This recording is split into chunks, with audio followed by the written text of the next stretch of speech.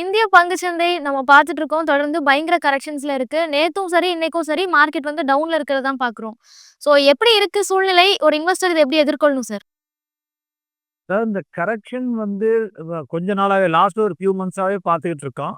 இப்ப இதுல புதுசா ஆடா இருக்குது என்ன அப்படின்னு வந்து பார்த்தீங்கன்னா, small and mid cap correction. Small and mid cap segment வந்து as we are seeing today like it is getting battered. ஏன்னா இப்ப ஸ்மால் கேப் வந்து பார்த்தீங்கன்னா, கிட்டத்தட்ட ஒரு 3.5% மேல கரெக்ஷன் ஆகி போய்க்கிட்டு இருக்குது. அதே சமயத்துல மிட் கேப் 3% மேல கரெக்ஷன் ஆகுது. வேறஸ் லார்ஜ் கேப் ஒரு 1.3 கரெக்ஷன் ஆயிருக்கு. ஸோ இன்னும் கன்டினியூஸா லாஸ்ட் ஃபியூ மந்த்ஸா ஆகிட்டு இருந்தாலும், இப்பொழுது இன்னும் கொஞ்சம் ஸ்மால் அண்ட் மிட் கேப் கொஞ்சம் அக்ரெசிவா கரெக்ஷன் ஆகுது. Large cap comparatively lower than mid cap and small cap correction ஆகிட்டு இருக்குது. நம்ம பத்திரிகைகள் எல்லாம் படிக்கும்போது, இப்போ வந்து ஸ்மால் கேப்ல இன்வெஸ்ட் பண்ண வேண்டாம், இன்வெஸ்ட் பண்றத நிறுத்துங்க அப்படிங்கிற மாரி செய்திகள்லாம் பார்க்க முடியுது. ஸோ இந்த மாரி கரெக்ஷன் நடக்கிற நேரம் ஸ்மால் அண்ட் மிட் கேப்ப நம்ம கான்சன்ட்ரேட் பண்ணலாமா சார்? அதாவது ஒரு வகையில பார்த்தா, இப்ப லைக் லாங் டெர்ம்க்கு எனக்கு 10 வருஷம், 15 வருஷம், 20 வருஷத்துக்குலாம் தேவையில்லாத பணம் நான் எஸ்ஐபி ரன் பண்ணிக்கிட்டு இருக்கேன் அப்படிங்கிறவங்க தே கேன் கன்டின்யூ இன்வெஸ்டிங். ஏன்னா எஸ்ஐபிங்கிறது நம்ம ஒரு டெசிஷன் எடுத்து தான் பண்றோம். எனக்கு இவ்வளவு காலத்துக்கு 10 வருஷம், 15 வருஷத்துக்குலாம் தேவையில்ல அப்படிங்கிறது. ஸோ அவங்க வந்து தாராளமா அதில கன்டின்யூ பண்ணிக்கலாம். ஒண்ணும் பிரச்சனை இல்ல எஸ்ஐபி இன்வெஸ்ட்மெண்ட்ஸ்ல. வேறஸ் ஒரு அடுத்த 3 வருஷம், அடுத்த 4 வருஷத்துல எனக்கு பணம் தேவைப்பட போகுது. அடுத்த 5 வருஷத்துல பணம் தேவைப்பட போகுது அப்படிங்கிறவங்க வந்து ஸ்மால் அண்ட் மிட் கேப்ல இப்போ முதலீடு பண்ணாம இருக்கிறது நல்லது. இன் general this is not only for today. நம்ம எப்போ பேசினாலும் இதைத்தான் சொல்லிட்டு இருக்கோம் ஸ்டாண்டர்டா. ஒரு ஸ்மால் அண்ட் மிட் கேப்புக்குள்ள வர்றாங்கன்னா ஒரு 7 வருஷம் 8 வருஷம் மினிமம் தேவையில்லாத பணத்தை வேணா உள்ள கொண்டு வாங்க. ஏன்னா அது வந்து ஏற்ற இறக்கம் ரொம்ப ஜாஸ்தியா இருக்கும். ஏறவும் நல்லா செய்யும், இறங்கவும் நல்லா செய்யும். ஸோ அப்படிங்கையில வந்து ஸ்மால் அண்ட் மிட் கேப் வந்து ரொம்ப யங் இன்வெஸ்டர்ஸ், கொஞ்சம் ஹை ரிஸ்க் எடுக்கக்கூடியவங்க, எனக்கு வந்து அசல்ல இந்த நஷ்டம் அதிகமாக ஏற்பட்டாலும் பரவாயில்ல அப்படின்னு நினைக்கிறவங்க, அவங்க தான் வந்து ஸ்மால் அண்ட் மிட் கேப்ல இறங்கணும். ரொம்ப வயசானவங்க அல்லது மந்த் ஆன் மந்த் ஒரு இன்கம் எதிர்பார்க்குறவங்க, ஸ்டெபிலிட்டி எதிர்பார்க்குறவங்க, கொஞ்சம் கன்சர்வேட்டிவ் இன்வெஸ்டர்ஸ் அவங்க வந்து ஜென்ரலாவே எப்பொழுதுமே ஸ்மால் அண்ட் மிட் கேப்ல முதலீடு செய்ய வேண்டாம் அப்படின்னு தான் நம்ம சொல்லுவோம். செக்டாரல் இண்டிசஸ பொறுத்தவரைக்கும் ஆல்மோஸ்ட் மேஜர் செக்டாரல் இண்டிசஸ் எல்லாமே இப்போ நெகட்டிவ்ல தான் காமிச்சிட்டு இருக்குது. ஸோ இந்தியன் மார்க்கெட் கொஞ்சம் பியரிஷ் மோடுக்கு போயிருச்சா சார்? அதான் செக்டரல் அது மார்க்கெட்டே டவுனா இருக்கையில மோர் ஆர் லெஸ் எல்லா செக்டரும் அடிபடத்தான் செய்யும். ஏன்னா விக்கிற ஆட்கள் வந்து பணம் கிடைச்சா போதுங்கிற மாரி லெஃப்ட் அண்ட் ரைட் விற்க ஆரம்பிப்பாங்க. இன் general whoever is doing it particularly foreign institutional investors இப்போதைக்கு வித்துக்கிட்டு இருக்காங்க. ஸோ அவங்களுக்கு இம்மீடியட்டா இங்க காலி பண்ணணும், வேற இடத்துல வாங்கணும் அல்லது டாலரா மாத்தணும். ஆல் தோஸ் திங்ஸ் கம்பல்ஷன்ஸ் அவங்களுக்கு இருக்கு. ஸோ அவங்க வந்து இந்த செக்டார் அந்த செக்டார்ன்னு பார்க்க மாட்டாங்க. எங்கெங்கெல்லாம் நல்ல லாபம் ஆல்ரெடி பண்ணியிருக்காங்களோ அல்லது கேஷ் தேவைய பொறுத்து நஷ்டமா இருந்தா கூட அவங்க வித்துட்டு போவாங்க. ஸோ அதனால வந்து நீங்க வந்து இப்ப ஜென்ரலா வந்து செக்டரல் இண்டிசஸ பத்தி நம்ம ஜென்ரல் ரீட்டெயில் இன்வெஸ்டருக்கு ரொம்ப வொரி பண்ண வேண்டாம். ஏன்னா, அவங்க வந்து ஒரு டைவர்சிஃபைடு ஃபண்ட்ஸ்ல தான் போடணும் அப்படிங்கிறத தான் எப்பொழுதுமே சொல்றோம். ஸோ அதனால ரீட்டெயில் இன்வெஸ்டர்ஸ் வந்து செக்டரல்ல பார்த்து பயப்பட வேண்டாம். ஏன்னா ஒரு செக்டர் ரொம்ப அடிபடும், ரொம்ப நாளைக்கு எந்திரிக்காம இருக்கு. இன்னொரு செக்டர் மேல ஏறி போய்க்கிட்டு இருக்கும். அதனால இன் ஜெனரல் வந்து அவங்க டைவர்சிஃபைடு ஈக்விட்டி ஃபண்ட்ஸ்ல போய்க்கிறது தான் பெட்டர் ஆல்வேஸ் ஃபார் தெம். ஒரு 4 மாசத்துக்கு மேலயும் இந்த கரெக்ஷன்ஸ் இருந்தாலும், பேங்க் நிஃப்டி கொஞ்சம் நல்லா பெர்ஃபார்ம் பண்ணிட்டு இருந்தது. ஆனா இந்த ரெப்போ ரேட் கட்டுக்கு அப்புறம் பேங்க் நிஃப்டியும் கொஞ்சம் நெருக்கடியில இருக்கா சார்? அதாவது மார்க்கெட் ஜென்ரலா குறைவடையல. ஏன்னா இன்ட்ரெஸ்ட் ரேட் கட் எல்லாம் பேங்க்ஸுக்கு வந்து இன் ஜென்ரலா வந்து பார்த்தீங்கன்னா பாசிட்டிவ் தான். மார்க்கெட் ஜென்ரலாவே அடிப்படையில நான் சொன்ன மாரி எத விக்கணும், எத விக்கக்கூடாதுன்னு யாரும் பார்க்க மாட்டாங்க. ஜென்ரலா எங்கெங்கெல்லாம் லாபம் இருக்கோ விப்பாங்க. பிளஸ் அவங்க ரெக்வயர்மெண்ட்ட பொறுத்து நஷ்டம் இருந்தாலும் விப்பாங்க. So that's what happening right now. Kind of ஒரு பேனிக் ஒரு ஐ வுட் சே ஒரு மைனர் பேனிக் சிச்சுவேஷன்ங்கிற மாதிரி.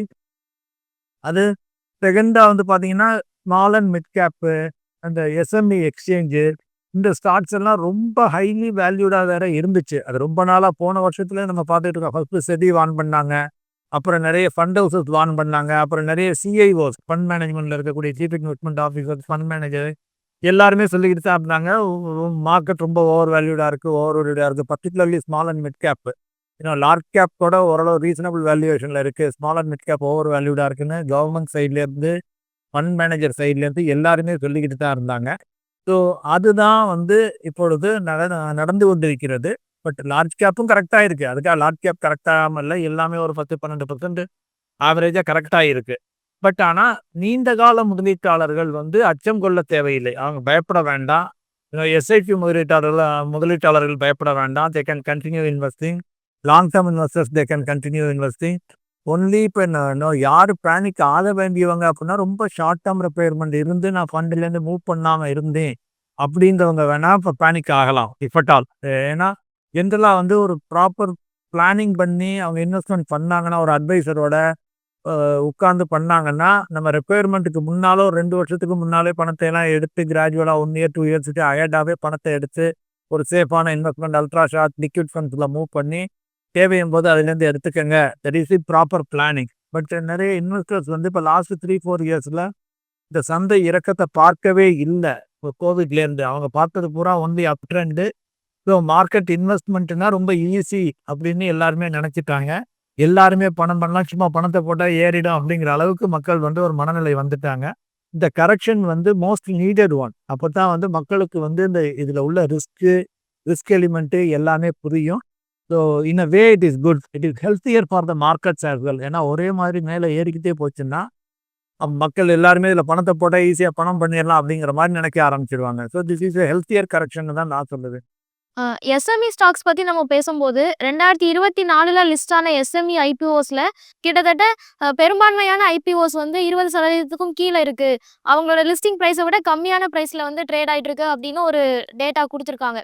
ஸோ ஐபிஓ இன்வெஸ்டர்ஸ்க்கு இது ஒரு அலார்மிங் சைனா எடுத்துக்கலாமா? இதை எப்படி புரிஞ்சுக்கணும் சார்? டெஃபினட்டா.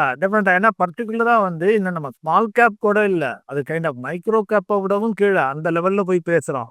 ஸோ அப்படிங்கையில அதுல உள்ள அன்சர்டன்டிஸ் புரியாம மக்கள் வந்து நிறைய போய் சின்ன சின்ன ஐபிஓ 5 கோடி 10 கோடி 20 கோடி வந்துச்சுன்னா 200 டைம்ஸ் 300 டைம்ஸ் சப்ஸ்கிரிப்ஷன்லாம் போய்கிட்டு இருந்துச்சு. ஸோ அதான் நான் சொன்னேன் இல்லையா, இதில் போட்டால் ஈஸியாக பணம் பண்ணலாம் அப்படிங்கிற மாதிரி அந்த ஃப்ரென்சி, மார்க்கெட் ஃப்ரென்சி அப்படிம்பாங்க.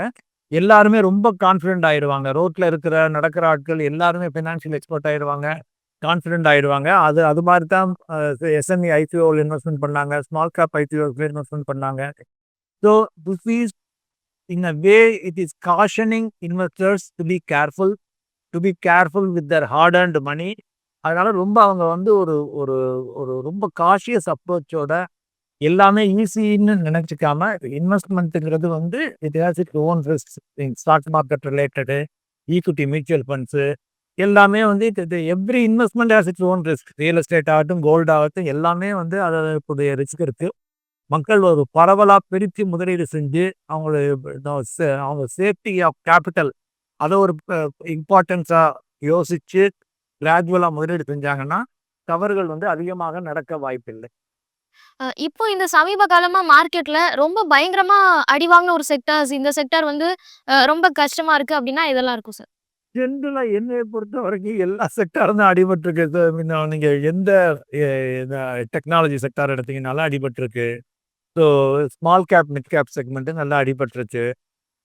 லார்ஜ் கேப் ப்ராடராகவும் நல்லா அடிபட்டிருக்கு.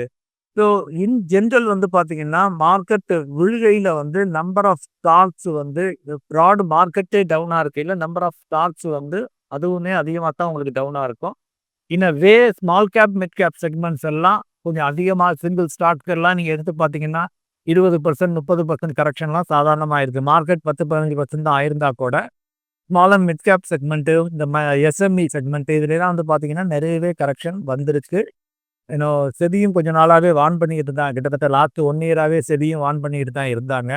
ஈவன் எஸ்எம்இக்கு கூட சமீபத்தில் தான் இன்னும் கொஞ்சம் டைட்டன் பண்ணாங்க, யார் ஐபிஓ வரலாம்னு சொல்லிட்டு. ஸோ ரெகுலேட்டர் அவங்களால முடிஞ்ச வரைக்கும் செஞ்சாங்க. ஃபண்ட் மேனேஜ்மெண்ட் சைட்ல இருந்து ஃபண்ட் மேனேஜர்ஸ் ஆகட்டும், சிஇஓ, சிஐஓஸ் அவங்களும் சொல்லி பார்த்தாங்க. யாருக்குமே நிக்கல, ஓடிக்கிட்டே இருந்துச்சு. இப்போ அந்த கரெக்ஷன் நடக்குது. நம்ம இது மார்க்கெட் பத்தி ஒரு பக்கம் பேசும்போது, இந்தியன் ரூபியோட வேல்யூவும் வந்து பயங்கரமா லோ ஆயிட்டு இருக்கிறத பார்க்குறோம். ஸோ இதனோட இம்பாக்ட் அப்படிங்கிறது ஷேர் மார்க்கெட்ல எந்த அளவுக்கு இருக்கும்? இதை நம்ம தொடர்ந்து கவனிக்கிறது முக்கியமா? It is also a factor definitely. ஏன்னா எப்போவுமே கரன்சி அடிவாங்குச்சுன்னா அது வந்து ப்ராடரா வந்து பார்த்தீங்கன்னா எல்லா செக்மெண்ட்லையும் அதனுடைய இம்பாக்ட் இருக்கும். ஒரே ஒரு குட் திங் என்ன அப்படின்னா, எக்ஸ்போர்ட்ல இருக்கக்கூடிய நிறுவனங்கள், எக்ஸ்போர்ட் ஏற்றுமதி செய்யக்கூடிய நிறுவனங்களுக்கு இது வந்து கொஞ்சம் much better. And they can export more orders வரும், மோர் டிமாண்ட் வரும். ஏன்னா டிப்ரிசியேஷன்னால. அதர்வைஸ் இம்போர்ட் செக்டார் எல்லாமே அடிக்கூடும். நம்ம ஆயில் இம்போர்ட்டிங், நம்ம மேஜர் இம்போர்ட் வந்து ஆயில். Crude oil. ஸோ அதில் வந்து விலை ஏறும். இன்னும் அதர் தேன் தட் வேறு கேபிட்டல் எக்யூப்மெண்ட்டு என்னென்னவெல்லாம் எலக்ட்ரானிக் குட்ஸ் என்னென்னவெல்லாம் நம்ம இம்போர்ட் பண்ணிக்கிட்டு இருந்தோமோ இது எல்லாமே காஸ்ட்லி ஆகும். ஸோ இப்போ இது என்ன ஒரு ஐட்டம் இது எதை குறிக்குது அப்படின்னா not only rupee world over currencies are getting you know in way மதிப்பிழக்கின்றன. ஏன்னா டாலர் வந்து ஸ்ட்ரென்தன் ஆகிக்கிட்டு இருக்கு. எல்லாரும் விற்று விற்று டாலரை கொண்டு போகிறாங்க. இப்போ இந்தியாவில் நடக்கிறது என்ன அப்படின்னு வந்து பார்த்தீங்கன்னா டா ஸ்டாக்கை விற்கிறாங்க. ஸ்டாக் மார்க்கெட்டில் ஸ்டாக்ஸை விற்கிறாங்க. ஸ்டாக்ஸை விற்றுட்டு இம்மீடியட்டாக அதை டாலராக கன்வெர்ட் பண்ணி அதை வெளிநாட்டுக்கே எடுத்துகிட்டு போகிறாங்க. ஸோ இப்போ நம்ம ரூபாய் மதிப்பிழந்துக்கிட்டே இருக்கே, ரொம்ப டிப்ரிஷியேட் ஆகிக்கிட்டே இருக்கே அப்படின்னு சொல்லி சொல்லி இன்னும் அடுத்த 3 மாதத்துக்கு வாங்கி வச்சுக்க வேண்டிய டாலரைலாம் இப்போவே மக்கள் வாங்க போகிறாங்க. ஸோ அந்த பேனிக் சுச்சுவேஷன் ஏற்படையில் தான் இது வந்து இன்னும் மேலே ஏறிக்கிட்டே போகுது. RBI is doing a good job. அவங்களால முடிஞ்சது அவங்க பண்ணிக்கிட்டு இருக்காங்க. பட் இதனோட இம்பேக்ட் வந்து ஸ்டாக் மார்க்கெட்லேருந்து ஸ்டார்ட் ஆகுதுன்னு சொல்லலாம். இதனுடைய இம்பேக்ட் ஸ்டாக் மார்க்கெட்டில் கொஞ்சம் டிலேடாக தெரியவும் செய்யும். டெஃபினட்டாக இட் வில் பி தேர். நேத்து வந்து ஸ்டீல் அண்ட் அலுமினியம் எக்ஸ்போர்ட்டுக்கு ட்ரம்ப் வந்து டாரிஃப் அனௌன்ஸ் பண்றோம் அப்படின்னு 25% வந்து டாக்ஸ் போட்டிருக்காரு. ஸோ இந்த இம்பாக்ட் தான் வேதாந்தா இல்லை டாடா ஸ்டீல் மாதிரியான ஷேர்ஸ் எல்லாமே கொஞ்சம் ஃபால் ஆனதுக்கு இதோட இம்பாக்ட் தான் புரிஞ்சுக்கலாமா? இல்லை இந்தியன் மார்க்கெட்டோட கண்டிஷன்ஸ்னால தான் அந்த ஷேர்ஸ் எல்லாம் கம்மியாதா சார்? இல்லை நான் பர்டிகுலர் ஸ்டாக்ஸை பற்றியோ இதை பற்றியோ எனக்கு பேச அனுமதியும் இல்லை, நான் பேசவும் இல்லை. இந்த திங் ஜென்ரலாக வந்து பார்த்தீங்கன்னா இப்போ ட்ரேட் வார் ட்ரம்ப்னுடைய ட்ரேட் வார் வந்து பார்த்தீங்கன்னா அது இப்போ இந்தியாவுக்கு வந்து அந்த அளவு பாதிப்பு இல்லை இன் ஜென்ரல். ஏன்னா நம்ம ஸ்டீலோ அலுமினியமோ அதர் ஐட்டம்ஸோ எக்ஸ்போர்ட் பண்ணுறது இட் இஸ் வெரி மினிஸ்கியூர். நம்ம percentage of export to US வந்து வெரி வெரி லெஸ் இந்த மெட்டல் செக்மெண்ட்ஸு. ஸோ அதனால இஷ்யூ இல்லை. இப்போ இஷ்யூ என்னன்னா வந்து பார்த்தீங்கன்னா ஜென்ரலாக வந்து ட்ரம்ப் இன்னைக்கு நாளைக்கு என்ன அனௌன்ஸ் பண்ணுவார், நாளைக்கு கழிச்சு என்ன அனௌன்ஸ் பண்ணுவார் அப்படிங்கிற லெவலில் ஓடிக்கிட்டு இருக்கிறதுனால தெர் இஸ் அன்சர்டன்டிஸ். எப்போவுமே மார்க்கெட் எதை லவ் பண்ணும் அப்படின்னு வந்து பார்த்தீங்கன்னா ஸ்டாக் மார்க்கெட்டு வேர்ல்டு ஓவர் ஒரு சர்டன்ட்டியை they would love to hear it. So uncertainty இருக்கையில் மார்க்கெட் வந்து வாலட்டைலாக இருக்கும் டெஃபினட்டாக. அதுதான் இப்போ நடந்துக்கிட்டு இருக்குது. அதுக்கு முக்கிய காரணம் ட்ரம்ப்னு சொல்லலாம். America policies it affects world over. நம்ம இந்தியா மட்டும் இல்லை உலக நாடுகள் அனைத்தையுமே அஃபெக்ட் பண்ணோம். ஸோ இதிலேருந்து ஒரு புதுவிதமான ஒரு பொருளாதார கொள்கைகள் உருவாகவும் வாய்ப்பு இருக்கிறது. ஏன்னா ஒரு நாடை பெரிய நாடை நம்பி இருக்கையில் எல்லா நாடுகளும் பாதிக்கப்படுது. அப்படிங்கையில் இனி இந்தியா போன்ற நாடுகள் சீனா போன்ற நாடுகள் ஆல்ரெடி அவங்க கொஞ்சம் இண்டிபெண்டாக பார்த்துக்கிட்டு இருக்காங்க. அதை வந்து இனி மோர் அவுட் ஸ்போக்கனாக இருக்கும். நம்மளை நம்ம காப்பாற்றிக்கணும், ஒரு கண்ட்ரி டிபெண்டாக இருக்கக்கூடாது அப்படின்னு சொல்லிட்டு அது வந்து இது சைனா ப்ளஸ் ஒன் ஸ்ட்ராட்டஜின்னு அமெரிக்கா கொண்டு வந்தாங்க இல்லையா. அமெரிக்காவில் இருக்கக்கூடிய நிறுவனங்கள் பல பேரும் இம்போர்ட் பண்ணுறவங்க பல பேரும் நான் சைனாவை மட்டுமே டிபெண்டாக இருக்கக்கூடாதுன்னு. இப்போ அதே போன்ற எண்ணங்கள் உலக நாடுகள் அனைத்திற்கும் மேஜர் நாடுகளுக்கு மேஜர் பொருளாதாரங்களுக்கு அட்லீஸ்ட் நம்ம அமெரிக்காவை நம்பி இருக்கக்கூடாது. ஒரு பிரசிடென்ட் ஒரு நபர் வந்தாருன்னா டோட்டல் கொள்கையிலே மாறுபடலாம், வேறுபடலாம், அதனால நம்மளுடைய பொருளாதாரம் பாதிக்கப்படலாம் அப்படின்னு சொல்லிட்டு இன்னுமே வந்து கொஞ்சம் அதிக டைவர்சிஃபிகேஷனாக உலக நாடுகள் அனைத்துமே பெரிய பொருளாதாரங்கள் இந்தியா போன்ற பெரிய பொருளாதாரங்கள் எல்லாமே கொள்கை அளவுலேயே கொண்டு வந்துருவாங்க அப்படின்னு தான் என்னுடைய எண்ணம். அதே மாதிரி தங்கம் வந்து 8,000 ரூபாயும் கடந்துருச்சு. ஸோ மக்களுக்கு காமன் மேனா பார்க்கும்போது பங்கு சந்தை இவ்வளோ வொலட்டைலா இருக்கு. பேசாம தங்கம் விலை தான் உயர்ந்துகிட்டே இருக்கு. நான் தங்கம் முதலீட்டுக்கே போறேன் அப்படின்னு ஷிஃப்ட் ஆகிறதுக்கான வாய்ப்புகள் நிறைய இருக்குல்ல சார். அதை எப்படி ஒரு இன்வெஸ்டர் ஹேண்டில் பண்ணணும்? அது வந்து மக்கள் வந்து அப்படி போய் ராங்கா முடிவெடுக்கக்கூடாது. ஜென்ரல் அவங்களுடைய ரிக்குயர்மெண்ட்டை பார்த்து. ஏன்னா எப்போதுமே வந்து இறங்கிக்கிட்டு இருக்க அசட் கிளாஸில் போய் முதலீடு பண்ணுறது கம்பேரிட்டிவ்லி சேஃபர் தேன் ஏறிக்கிட்டு இருக்க அசட் கிளாஸில் போய் முதலீடு பண்ணுறது. ஸோ இப்போ தங்கமும் it is similar to stock market தான். At some point of time அதுவும் கரெக்ஷன் ஆக வாய்ப்பு இருக்கிறது. இப்படியே ஏறி 8,000 10,000 20,000ன்னு போயிட்டே இருக்கவங்க இருந்தால் அதுக்கும் ஒரு அர்த்தம் இல்லாமல் போயிடும். எக்கனாமிக்ஸ் ஒர்க் அவுட் ஆகாது. ஸோ அதனால at some point of time it has to also correct. So அதனால பெஸ்ட் திங் வந்து என்னென்னா அசட் அலோகேஷன் சொல்லுவோம். ஏன்னா தங்கத்தில் எனக்கு தேவையான அளவுகளை வச்சுக்கிறேன், அல்லது மினிமம் ஒரு 5% 10% என்னுடைய டோட்டல் முதலீட்டில் வச்சுக்கிறேன். அல்லது அதிகபட்சம் பார்த்தீங்கன்னா நான் ரொம்ப பாசிட்டிவாக இருக்குன்னா ஒரு 15% வச்சுக்கிறேன், 20% வச்சுக்கிறேன். அதே மாதிரி கடன் சார்ந்த முதலீடுகளில் டெட்ஸ்ன்னு சொல்லுவோம், அல்லது ஃபிக்ஸ்டு இன்கம் இன்வெஸ்ட்மெண்ட்னு சொல்லுவோம். அதில் ஒரு 30% வச்சுக்கிறேன். டெபாசிட்டோ, அல்ட்ரா ஷார்ட் டேர்ம் ஃபண்டோ, லிக்விட் ஃபண்டோ, வாட் எவர் பாண்ட்ஸோ அதில் எல்லாம் நான் இவ்வளோ வச்சுக்கிறேன். ஈக்விட்டி ஃபண்ட்ஸில் இவ்வளோ வச்சுக்கிறோம்னு சொல்லி அவங்க ரியல் எஸ்டேட்டில் போய் இவ்வளோ வச்சுக்கிறேன். ஸோ இது மாதிரி பிரித்து அவங்க வச்சுக்கையில் தான் ப்ராபப்ளி ஈக்விட்டி ஃபண்டுகளில் இளைஞர்கள் வந்து அதிகமாக வச்சுக்கலாம். பர்சன்டேஜ் வந்து யூஸ்வலாகவே 100 மைனஸ் யுவர் ஏஜ்னு சொல்லுவோம் ஃபார் ஈக்விட்டி ஃபண்ட்ஸு. அது மாதிரி அவங்க அதிகமாக வச்சுக்கலாம். இளைஞர்கள் வந்து அவங்க 40 வயது இளைஞர் வந்து ஒரு 60% வரைக்கும் ஈக்விட்டியில் வச்சுக்கலாம். ஈக்விட்டி ஃபண்டுகளில் வச்சுக்கலாம். ஸோ அந்த அசெட் அலோகேஷன் பேட்டர்னை ஃபாலோ பண்ணாங்கன்னா இன் ஜென்ரல் அல்லது அவங்களுடைய அட்வைசர் என்ன சொல்கிறாங்களோ அந்த அட்வைசர் சொல்கிறத அவங்க ஃபாலோ பண்ணாங்கன்னா தவறுகள் அதிகமாக நிகழாது. Thank you sir. தேங்க்யூ. மேலும் ஈடி தமிழ் சேனல்ல வரப்போகும் பிசினஸ் மற்றும் அது ரிலேட்டடான வீடியோவை பார்க்க உடனே கீழே இருக்க சப்ஸ்கிரைப் பட்டனை கிளிக் பண்ணுங்க.